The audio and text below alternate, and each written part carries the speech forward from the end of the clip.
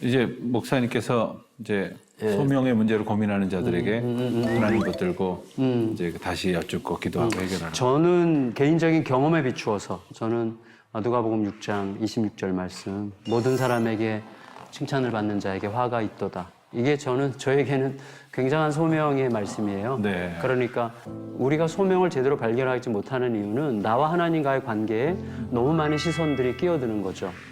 그러니까 가장 최근에 우리 성도 이야기 들은 이야기를 말씀드리면 남편이 베트남에 가서 이제 일을 하는데 잘 안 되고 생활비를 안 가져오고 이 자매는 아이가 없었는데 입양을 했어요. 근데 그 이후에 생활비가 안 오고 남편 없이 외롭게 육아를 처음 해보니까 너무 힘들고 남편은 없고 돈은 없고 이런 사이 일에 이게 막 8개월 이상 가니까 너무너무 고통을 느낀 거예요. 그래서 심지어 이렇게 표현하기도 미안한데 심지어 이제 죽고 싶은 아이와 함께 죽어야 되겠다라고 하는 생각까지 갔는데 지각을 새롭게 하는 게 저는 소명의 굉장히 중요한 요소라는 생각을 하게 돼요. 이 자매에 비추어 봐도. 왜냐하면 이 자매가 어린이 전도하는 새소식반이라고 있잖아요. 새소식반 이제 교사들 모임에 제가 이제 밥을 사주겠다고 이제 가서 모였어요. 근데 이 자매가 초청을 받아서 온 거예요. 너무 힘드니까 친구가 와서 너 밥이라도 먹어라. 그래서 이제 밥을 먹는 자리에서 이제 남편 얘기 나오고 하면서 저는 그냥 뭐 계시적인 게 아니라 약간 그냥 편안하게 베트남 못 갈 거라고, 베트남 안 가게 되는 이유는 이 새소식반 같이 하라고 하나님께서 안 보내실 거라고 이런 식으로 얘기를 한 거예요. 그러니까 뭐 하나님의 계시 뭐 이런 건 아니죠. 그냥 우리끼리 할 수 있는 이야기를 한 건데 이 자매를 밥 먹고 집에 가서 지각이 사용된 거예요. 어떤 지각이냐면 내가 지금 24시간 남편에 대한 분노, 원망, 현실에 대한 좌절, 내 인생은 도대체 이게 뭐냐, 왜 이렇게 힘드냐. 여기에 24시간 에너지를 쓰는데 너무 많은 에너지를 여기다 다 쓰고 있다는 거죠. 그럼 내가 미친 척하고 이 에너지를 여기에 그냥 잘 모르지만 한번 여기다 쏟아보자. 그래가지고 가겠다고 전화를 하고 그 다음 새소식반에 간 거예요. 가서 이제 애들이 막 몰려오고 이러는 걸 보는데 갑자기 자기 속에 천국이 아까 뭐 예수 결박 뭐 이거 목사님 이거 하셨잖아요. 그런 순간이 온 거예요, 이 자매에게. 그리고 나를 부르시는구나. 네. 그래서 그때부터 지금 한 4, 5년째 새소식반에 완전히 헌신하다가 이번에 마산으로 새소식반 선교사처럼 파송받아서 가요. 네, 그러면서 제가 그저께인가 만나서 이렇게 식사하면서 이 자매 이야기 들으면서 굉장히 감동을 받았어요. 그러니까 이제 직업 때문에 따라 남편이랑 함께 가는 것도 있지만 이 가정이 거기 가는 1차적인 목적은 새소식반을 마산에 심는 거예요. 근데 여기 부부가 울면서 그 얘기를 하는데 제가 너무너무 감동을 받았어요. 그래서 이게 생각 속에서 내가 지금 살아가고 있는 삶이 어떤 삶인가 하는 것을 예수 그리스도 앞에서 생각하는 이것을 우리가 도와주는 일이 굉장히 필요하구나 라는 것을 좀 다시 한번 느끼게 됐어요. 그래서 저는 개인적으로 그거죠. 내가 하나님과 나 사이의 관계에서 모든 관심이 하나님께 쏠려야 되는 하나님과 나와의 관계에 너무 많은 시선들이 들어와서 소명이라는 게 왜곡되고 흐려지고 그리고 타협되고 복잡해지는구나.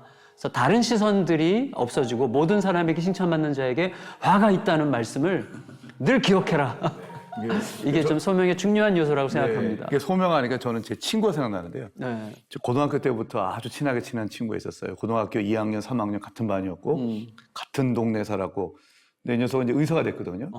우리나라에서 의사라면 존경도 받고 뭐 수입도 괜찮고 뭐 그렇지 않습니까? 그래서 어느 날 저를 찾아오더니 야 원준아 나 저기 그 신학교 갖고 싶은데 어떻게 생각하냐? 이거 물어보더라고요. 그래서 제가 결사반대했어요. 네. 왜냐하면 지금 목사들이 많다. 근데 너처럼 신앙 좋은 사람이 신앙 좋은 의사가 신앙 좋은 의사로서 네 소명을 좀 다뤘으면 좋겠다. 그래 그러더니 이제 접더라고. 그래서 이제 공부에 대한 욕심이 있어가지고 그래도 시부려도 공부하고 뭐 이랬었던 것 같아요. 근데 또 찾아온 거예요. 1년인가 후에 왔었었는데 여전한 아니면 더 이상의 열기를 갖고 있더라고요. 그러니까 저는 이제 거기에서 이런 걸 느꼈어요. 하나님이 주시는 생각은 시간의 검증을 거치는구나. 즉 어느 정도 시간을 거쳐도 사그러들지 않는구나 라는 생각이 들어서 제가 그래 그러면 너 해야 될 것 같다.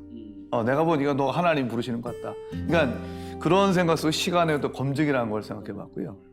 냄비처럼 뜨겁게 들렀다가 조금만 시간이 지나면 그 사그러지는 거는 소명이 아닐 가능성이 높지 않네요. 또 한 가지는 이제 잘 살 수 있었는데, 편하게 살 수 있었는데, 그렇지만 손해 보지만 더 큰 기쁨이 있을 때 저는 이제 그게 참 소명과 관련된 이게 하나님의 소명이겠구나 그런 생각을 또 좀 해보게 됐습니다. 좀 네. 좋은 예를 들어요. 네. 네. 어떠셨어요, 목사님? 저는 소명을 늘 기억할 때 과연 우리가 어떤 것으로부터 점검해 갈까? 제가 좋아하는 말씀 중에 마가복음 3장에 예수님께서 이제 제자들을 이렇게 부르신 장면에 12제자 이름을 쭉 나열하신 후에 예수님께서 그들을 부르시고 나서 이렇게 세 가지를 이렇게 하시려고 하셨다 이렇게 기록되어 있더라고요. 하나는 예수님 자신과 함께 있게 하시려고 했다는 것, 그다음에 또 전도도 하게 하셨다는 것과 그리고 귀신을 쫓는 권능도 주셨다고 하는 것. 근데 저희는 이제 소명 그러면 막 전도도 하고 귀신도 쫓으러 다니는 것만 생각하는데 예수님과 함께 있게 하시려고 하셨다는 것을 이제 때때로 잊어버리는 것 같아요. 그래서 주님이 우리를 부르신 것은 늘 우리가 주님과 함께 있게 하시려는 그 가장 큰 사랑의 확신을 주신 것이다 하는 생각을 다시금 해보게 됩니다.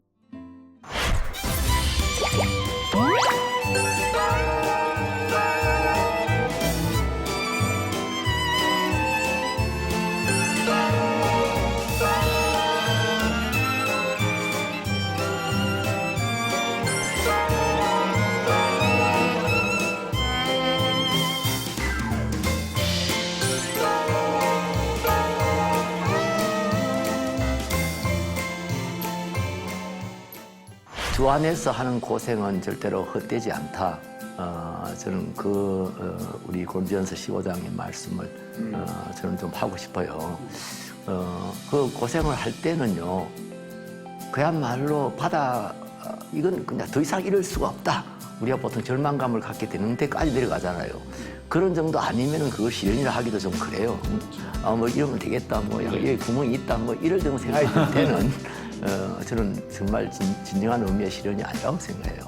이제는 정말 모든 길이 막혔고, 뭐 더 이상 떨어질 것도 없고, 그러면서 어디를 쳐다봐야 될지 알 수도 없는 이제 그런 상황을 겪고 나면 저는 좀 믿음이 좋아진다고 생각해요.